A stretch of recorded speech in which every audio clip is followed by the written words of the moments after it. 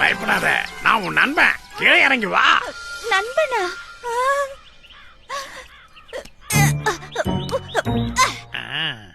ஓ, நான் தான் ராஜா. என் பேரு வீரா. உங்களை பார்த்ததுல எனக்கு ரொம்ப சந்தோஷம். வாழைத்தோட்டம் போறதுக்கு ரொம்ப முயற்சி பண்ற போல இருக்கே. நானும் உன்ன மாதிரி தான். வாழைப்பழம்னா ரொம்ப பிடிக்கும். ஆனா எனக்கு கிடைக்கிறது வெறும் மீனும் நண்டும் தான். நிஜமாவா? ஆமா. அப்படின்னா நான் உனக்கு சாப்பாடு கொண்டு வந்து தரேன்.